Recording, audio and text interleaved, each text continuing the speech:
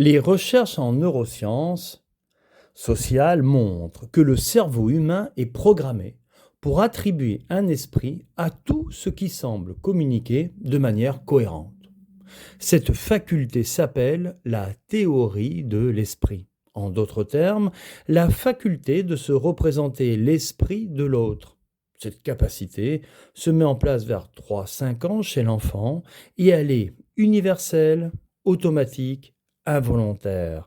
C'est pour cela que nous prêtons des intentions à un chien, à une voix GPS et aujourd'hui à une IA textuelle.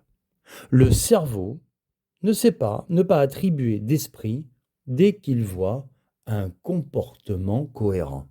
Malgré lui, le cortex préfrontal médian, le cingulaire antérieur, l'amygdale et enfin la jonction temporopariétale, qui permet de comprendre les croyances, intentions et états mentaux d'autrui, s'activent lorsqu'on lit une histoire où un personnage pense quelque chose, quand on imagine ce que ressent quelqu'un et même quand on écoute un chatbot dire « Je comprends ce que tu traverses ».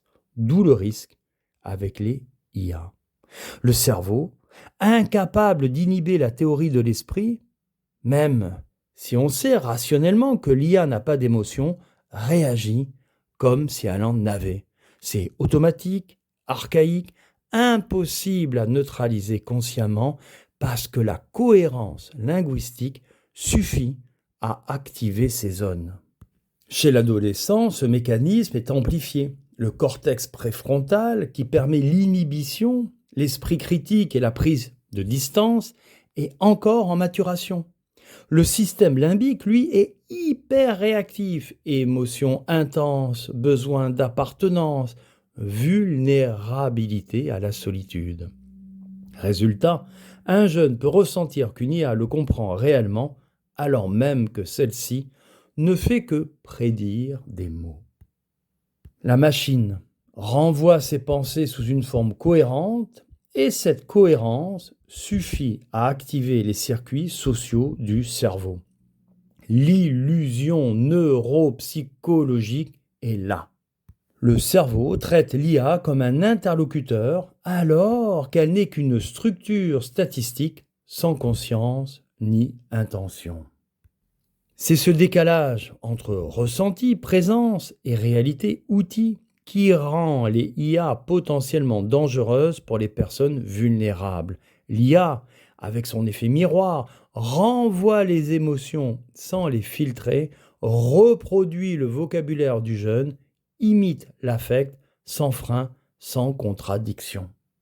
Or, avec le cerveau qui interprète toute cohérence discursive comme une validation émotionnelle, cela va créer un biais de confirmation.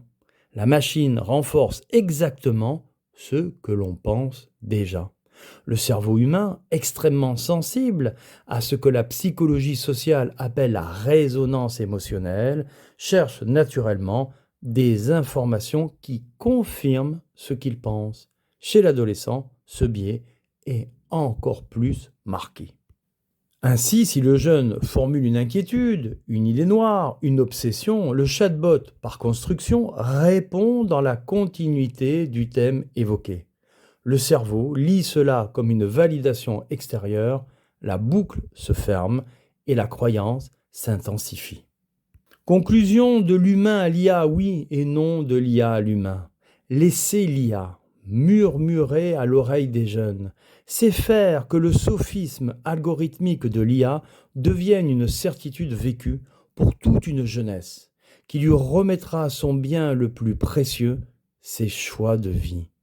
Mais elle le fera à une entité pour qui le bien et le mal ne lui sont que des concepts réduits à de simples probabilités. L'IA est une sophiste qui peut vous dire qu'il fait jour la nuit et nuit le jour.